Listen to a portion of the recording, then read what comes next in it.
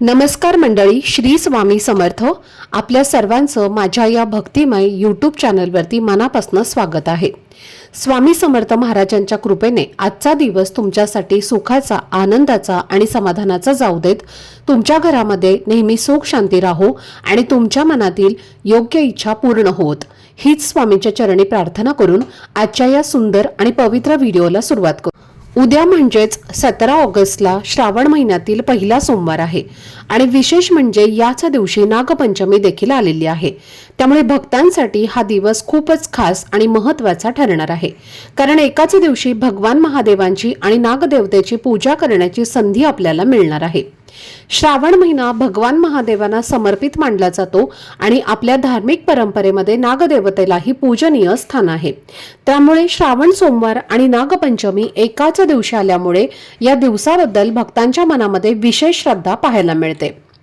आपल्या परंपरेनुसार नागाला फक्त साप म्हणून पाहिलं जात नाही, तर नागदेवता म्हणून त्यांची पूजा केली जाते आणि भगवान शिवशंकरांच्या गळ्यामध्ये नाग विराजमान असल्यामुळे श्रावण महिन्यात येणाऱ्या नागपंचमीला विशेष धार्मिक महत्त्व दिलं जातं. महाराष्ट्रातील अनेक घरांमध्ये या दिवशी देवघरामध्ये नागदेवतेची पूजा केली जाते आणि काही जण नागदेवतेच्या प्रतिमेची पूजा करतात, तर काही जण मंदिरात जाऊन श्रद्धेने दर्शन घेतात आणि आपल्या कुटुंबाच्या सुख शांतीसाठी प्रार्थना करतात. म्हणून आजच्या या व्हिडिओमध्ये आपण एक अतिशय महत्त्वाची माहिती जाणून घेणार आहोत. ती म्हणजे नागपंचमीच्या दिवशी पूजा नेमकी कशी करायची, कोणत्या गोष्टी श्रद्धेने कराव्यात, कोणत्या चुका टाळाव्यात आणि श्रावण सोमवार आणि नागपंचमी एकाच दिवशी असल्यामुळे पूजा कोणत्या क्रमाने करावी, तसेच उद्याच्या दिवसातील राहू काळाबद्दलही आपण जाणून घेणार आहोत. कारण अनेक भक्त राहू काळाला धार्मिक कार्यासाठी टाळतात. त्यामुळे आपल्या ठिकाणच्या पंचांगानुसार राहू काळाची वेळ कोणती आहे आणि पूजा करण्यासाठी योग्य वेळ कसा ठरवायचा, हेही आजच्या व्हिडिओमध्ये आपण पाहणार आहोत. सर्वात महत्त्वाचा प्रश्न म्हणजे एकाच दिवशी श्रावण सोमवार आणि नागपंचमी असल्यामुळे आपण आधी भगवान महादेवांची पूजा करायची की आधी नागदेवतेची पूजा करायची, याबद्दल अनेक भक्तांच्या मनामध्ये संभ्रम असतो आणि याच प्रश्नाचं स्पष्ट उत्तर आपण आजच्या व्हिडिओमध्ये जाणून घेणार आहोत. त्यामुळे मंडळी, हा व्हिडिओ मध्ये स्किप करू नका आणि शेवटपर्यंत नक्की पहा. कारण उद्याच्या या विशेष दिवसाची पूजा तुम्हालाही शक्य तितकी सोप्या आणि श्रद्धेने करता यावी, यासाठी आवश्यक माहिती आपण जाणून घेणार आहोत. आणि जर तुम्ही आपल्या चॅनलवरती नवीन असाल तर चॅनलला सबस्क्राईब करा आणि बेल आयकॉनला सुद्धा दाबा, म्हणजे आपल्या चॅनलवर नवीन भक्तिमय आणि धार्मिक माहितीचा व्हिडिओ आला की त्याची माहिती तुम्हाला वेळेवर मिळेल. तसेच कमेंट बॉक्समध्ये ओम नमः शिवाय लिहायला अजिबात विसरू नका, जेणेकरून भगवान शिवशंकरांची कृपा आशीर्वाद हा तुमच्यावर आणि तुमच्या कुटुंबावर सदैव राहील. तसेच व्हिडिओला एक हाईप देखील द्या. तर पहा मंडळी, श्रावण महिन्यातील एक अतिशय महत्त्वाचा आणि श्रद्धेचा सण म्हणजे नागपंचमी आणि उद्या म्हणजेच 17 ऑगस्टला नागपंचमीचा शुभ दिवस आहे. या दिवशी नागदेवतेची पूजा केली जाते आणि याच दिवशी श्रावण सोमवार असल्यामुळे भगवान महादेवांची पूजा देखील केली जाणार आहे. त्यामुळे उद्याचा दिवस भक्तांसाठी खूप खास आहे. तर मंडळी, आपल्या धार्मिक परंपरेमध्ये राहू काळ हा पूजा किंवा शुभ कामांसाठी टाळण्याची वेळ मानली जाते. त्यामुळे उद्या पूजन करताना आपल्या स्थानिक पंचांगानुसार राहू काळाची वेळ आधी पाहून घ्या आणि शक्य असल्यास त्यावेळेस नागपंचमीची किंवा श्रावण सोमवाराची मुख्य पूजा करू नका. आता सर्वप्रथम पाहूया नागपंचमीच्या दिवशी पूजा कशी करायची. या दिवशी सकाळी लवकर उठून घराची स्वच्छता करा, स्वतः स्नान करून स्वच्छ कपडे घाला आणि देवघरामध्ये दिवा लावून भगवान महादेव आणि नागदेवतेचं मनापासून स्मरण करा. तुमच्या घरच्या परंपरेनुसार नवीन कपडे घालण्याची पद्धत असेल तर तेही तुम्ही करू शकता. यानंतर एका पाटावर हळद आणि चंदनाने नाग आणि नागिनीचे चित्र काढू शकता किंवा बाजारामध्ये मिळणारी नागदेवतेची प्रतिमा घेऊन तिची श्रद्धेने पूजा तुम्ही करू शकता. नागदेवतेला हळद, कुंकू, फुलं, दुर्वा, लाह्या आणि परंपरेनुसार इतर साहित्य पूजा तुम्ही अर्पण करा आणि घरातील सुख शांती आणि आरोग्यासाठी मनापासून प्रार्थना करा. त्यानंतर आपल्या घरच्या परंपरेनुसार दूध, साखर किंवा एखादा पारंपरिक नैवेद्य दाखवू शकता आणि शेवटी आरती करून देवाला नमस्कार करा. तर मंडळी, पूजा मोठी असण्यापेक्षा ती श्रद्धेने आणि शांत मनाने करणं जास्त महत्त्वाचं आहे. आता पाहूया नागपंचमीच्या दिवशी कोणत्या गोष्टी टाळल्या जातात. अनेक घरांमध्ये या दिवशी चाकू, सुरी किंवा इतर धारदार वस्तूंचा वापर टाळण्याची परंपरा आहे. तसेच काही कुटुंबामध्ये भाज्या चिरणे, तळणे किंवा तव्याचा वापर न करण्याची देखील पद्धत आहे. ही प्रत्येक घराची आणि प्रदेशाची वेगवेगळी परंपरा असू शकते. त्यामुळे तुमच्या घरात जी पद्धत अनेक वर्षांपासून श्रद्धेने पाळली जात आहे तीच तुम्ही पाळायची आहे. त्याचप्रमाणे काही ठिकाणी नागपंचमीच्या दिवशी जमीन खणणं, नांगरणी करणं किंवा जमिनीत खोदकाम करणं हे टाळलं जातं. कारण या दिवशी नागदेवतेचा सन्मान करण्यासाठी जमिनीला त्रास देण्याची भावना त्यामागे आहे. जर तुम्हाला या परंपरा पाळायच्या असतील तर आवश्यक भाज्या किंवा घरातील कामं आदल्या दिवशी तुम्ही करून ठेवू शकता. त्यामुळे नागपंचमीच्या दिवशी तुम्हाला घाईही होणार नाही आणि तुमची श्रद्धाही जपली जाईल. आणखी एक खूप महत्त्वाची गोष्ट मंडळी, नागपंचमीच्या दिवशी जिवंत सापाला दूध पाजण्याचा प्रयत्न अजिबात करू नका.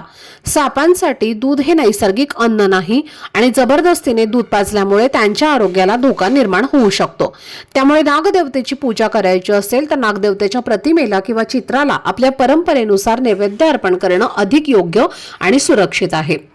आणि मंडळी, या पवित्र दिवशी घरामध्ये शक्य तितकं शांत वातावरण ठेवा. कोणाशीही विनाकारण वाद घालू नका. रागावर नियंत्रण ठेवा आणि भगवान महादेव आणि नागदेवतेचे नामस्मरण करत दिवस आनंदाने घालवा. आता सर्वात महत्त्वाचा विषय म्हणजे उद्या श्रावण सोमवार आणि नागपंचमीची पूजा करताना राहू काळ कोणत्या वेळेमध्ये टाळायचा आहे. राहू काळाची वेळ शहर आणि सूर्योदयाच्या वेळेनुसार बदलू शकतं. त्यामुळे मी तुम्हाला एकच वेळ सर्वांसाठी योग्य सांगणार आहे. असं सांगण्यापेक्षा तुमच्या ठिकाणच्या पंचांगामध्ये दिलेली 17 ऑगस्टची राहू काळाची वेळ तुम्हाला तपासण्याचा सल्ला देईन. तर त्या वेळेच्या आधी किंवा नंतर तुमच्या घरच्या परंपरेनुसार आणि सोयीप्रमाणे तुम्ही पूजा करू शकता. तर उद्या नागपंचमीच्या दिवशीचा राहू काळ असणार आहे सकाळी 7:52 ते 9:27 तर या वेळेमध्ये आपल्याला चुकूनही श्रावण सोमवारची पूजा किंवा नागपंचमीची पूजा ही अजिबात करायची नाही. काय होतं की सकाळी सकाळी आपल्याला काहीतरी कामं असतात म्हणून आपण सकाळीच पूजा करून घेतो किंवा आपल्याला ऑफिसला जायचं असतं म्हणून सकाळी आपण पूजा लवकर करत असतो आणि म्हणून ही चूक आपल्याकडनं होणार नाही याची तुम्हाला काळजी घ्यायची आहे. हा राहू काळ तुम्हाला पूजेसाठी वर्ज्य करायचा आहे. 9:30 नंतर तुम्हाला उद्या दिवसभरामध्ये पूजा ही तुम्हाला करायची आहे किंवा सकाळी 8च्या आधी सुद्धा तुम्ही पूजा करण्याचा प्रयत्न करा. आता उद्याचा जो शुभ मुहूर्त असणार आहे पूजा करण्यासाठी तर तो कोणता असणार आहे तर उद्या सकाळी 6 वाजल्यापासून ते 7:30 वाजेपर्यंत अतिशय शुभ मुहूर्त आहे आणि या वेळेमध्ये तुम्ही नागपंचमीची श्रावण सोमवाराची पूजा ही अवश्य करू शकता. तसेच या दिवशीचा दुसरा मुहूर्त असणार आहे तो म्हणजे दुपारी 11:59 ते दुपारी 12:51 हा सुद्धा एक शुभ मुहूर्त आहे. तर या शुभ मुहूर्तावरती सुद्धा तुम्ही पूजा केली तरीही चालेल. कारण मुहूर्तावरती आपण जी काही पूजा करतो तर त्याचं आपल्याला शीघ्र फळ हे प्राप्त होतं म्हणून मुहूर्त हा खूप महत्त्वाचा असतो. जर या शुभ मुहूर्तावरती तुम्ही पूजा केली तर भगवान महादेवांचा नागदेवतेचा कृपा आशीर्वाद हा तुम्हाला प्राप्त होईल आणि तुमच्या आयुष्यातील सर्व दुःख, संकट, अडचणी, आजारपण हे कायमचे दूर होतील. तर अशा पद्धतीने आपण संपूर्ण नागपंचमीची माहिती जी आहे तर ती पाहिलेली आहे. आता आपण पाहणार आहोत की हे दोन्ही योग एकत्र जुळून आलेले आहेत आणि नागपंचमीची देखील पूजा केली जाते आणि श्रावण सोमवाराची सुद्धा पूजा केली. तर पहिली पूजा कोणती करावी तर ज्योतिषशास्त्रानुसार उद्या पहिल्यांदा श्रावण सोमवाराची पूजा करावी आणि त्यानंतर नागपंचमीची पूजा करावी. कारण नाग हे भगवान महादेवांचा अलंकार आहेत आणि म्हणून उद्या तुम्ही श्रावण सोमवाराची पूजा करा आणि त्यानंतर नागपंचमीची पूजा करायची आहे. त्याचबरोबर या दिवशी करण्यासाठी एक अतिशय प्रभावी उपाय सुद्धा महाशिवपुराणामध्ये सांगितलेला आहे आणि तो उपाय मी तुमच्यासोबत शेअर करते. तर पहा, प्रत्येक घरामध्ये एकच अडचण असते ती म्हणजे नवरा बायकोमध्ये वाद होतात. कोणत्याही गोष्टीवरनं सतत वादविवाद क्लेश होत असतात आणि त्याचा परिणाम हा आपल्या घरातील मुलांवरती, कुटुंबावरती आणि कुटुंबातील व्यक्तींवरती होत असतो.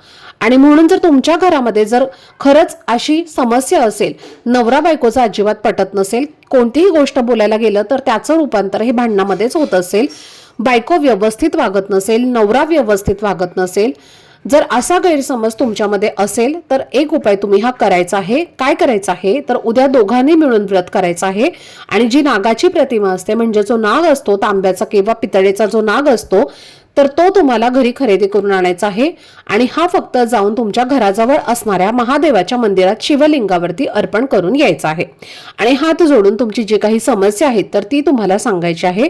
फक्त एवढा उपाय तुम्ही मनोभावे श्रद्धेने करा, 100% तुमच्या नात्यात गोडवा निर्माण झाल्याशिवाय राहणार नाही। तुमच्यामध्ये जे काही वादविवाद होते ते कुठेतरी तुम्हाला नक्कीच कमी झालेले जाणवतील। तर हा एक उपाय सुद्धा तुम्ही उद्याच्या दिवशी अवश्य करून पहा। तर ही अत्यंत महत्त्वाची माहिती मला तुमच्यापर्यंत शेअर करायची होती। आजचा हा व्हिडिओ जर तुम्हाला आवडला असेल, माहितीपूर्ण वाटलं असेल तर व्हिडिओला लाईक करा, चॅनलवरती नवीन असाल तर चॅनलला सबस्क्राईब करा आणि हा व्हिडिओ आपल्या मित्रपरिवारासोबत जास्तीत जास्त शेअर करा। चला तर मग भेटूया पुढच्या व्हिडिओमध्ये। तोपर्यंत सर्वांना श्री स्वामी समर्थ। धन्यवाद।